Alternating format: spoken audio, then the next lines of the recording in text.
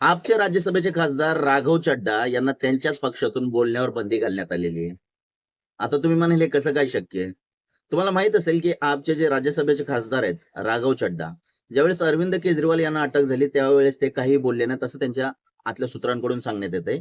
परंतु ही गोष्ट नक्की आहे की राघव चड्डा जे एक एमपी आज होता, त्यांनी तुम्हाला माहित असेल की राज्यसभेमध्ये सामान्य जनतेची बाजू लावून धरताना कितीतरी मध्यंतरी सरकारला धारेवरती धरलं होतं.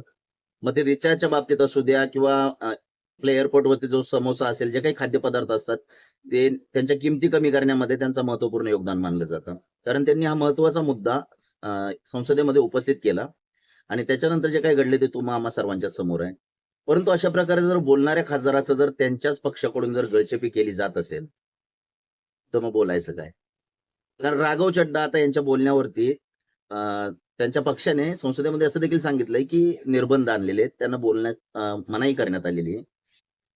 जो नेता गरिबांचे प्रश्न मांडतो, सर्वसामान्यांचे प्रश्न मांडतो, त्या नेत्याचं जर तोंड अशा प्रकारे दाबलं जात असेल, तर अरविंद केजरीवाल नेमकं करतायत काय?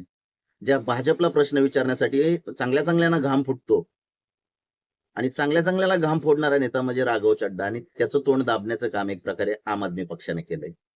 तुम्हाला काय वाटतं अरविंद केजरीवालांची ही जी कृती आहे, त्याच्या पक्षाची ही कृती आहे, ही योग्य आहे का? कारण पक्षातर्फे अशा प्रकारे फायर ब्रँड असणाऱ्या नेत्यांची तोंड जर दाबली गेली, तर सत्ताधारी पक्षाला प्रश्न विचारणार कोण? तर येणारा काळच सांगेल की किती काळ ह्या गोष्टी चालतायत. तुम्हाला काय वाटतं राघव चड्डावरती जी कारवाई करण्यात आलेली त्यांच्या पक्षांकडून, अर्थात त्यांच्या जागी आता अशोक मित्तल यांची वर्णी लागलेली आहे तिथे डेप्युटी लीडर म्हणून. परंतु ही वर्णी लागण्या अगोदर आम आदमी पक्षाने विचार करायला पाहिजे होता का? नक्कीच कमेंट करून सांगा. जय महाराष्ट्र.